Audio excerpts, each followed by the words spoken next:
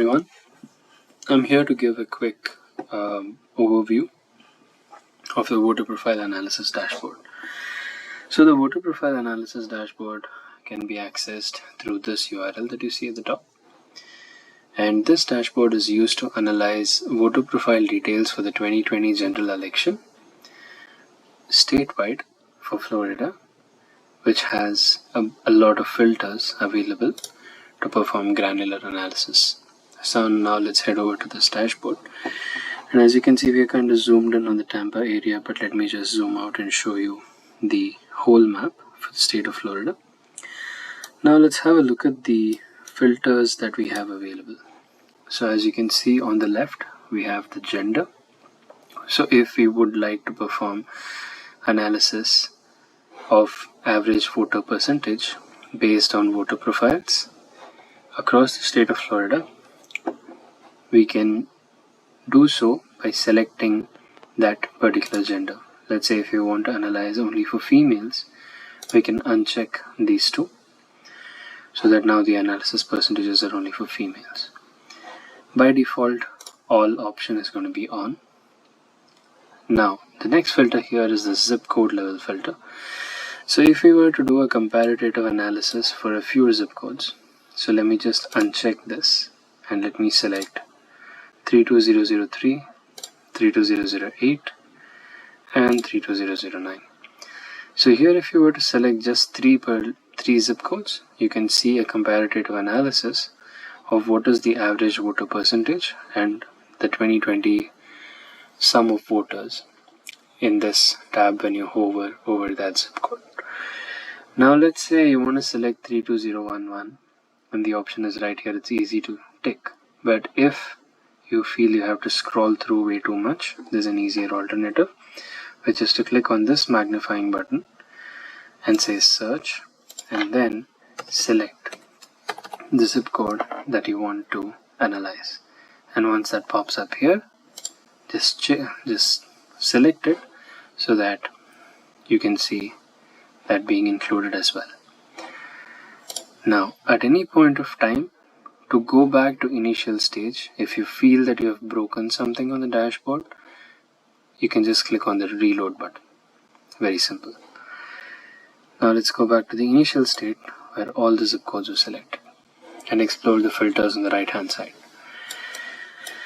So the 2020 sum of voters is being shown in this color scheme. So as you can see, in dense population clusters, you see a darker shade of red because the number of voters in these regions are very high. And the lighter the color implies that less are the number of voters in this area. Now this also depends on the voter profile.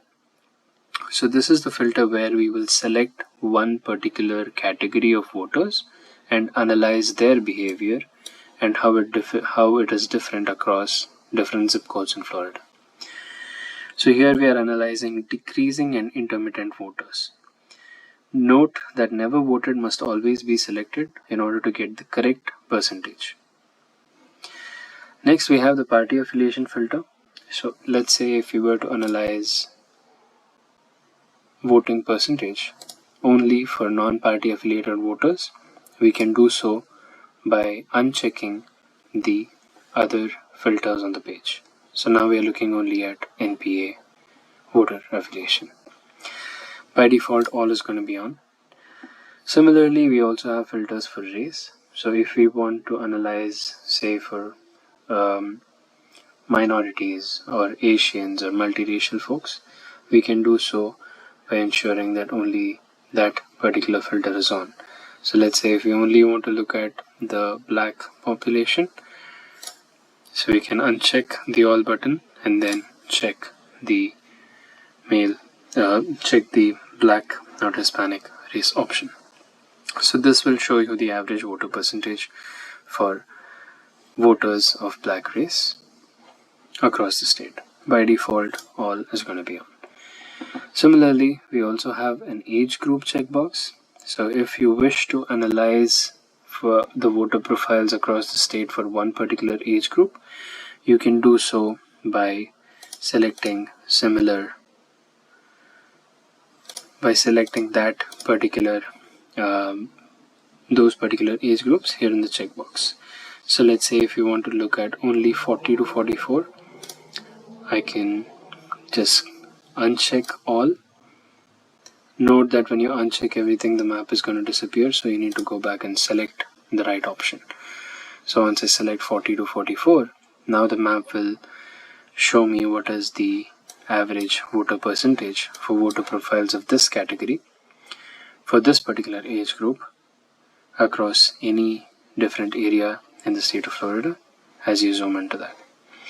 At any point, if you feel that you have broken the dashboard and you're not able to understand what's going on, then very simply just go and refresh the page so that it comes back to default state.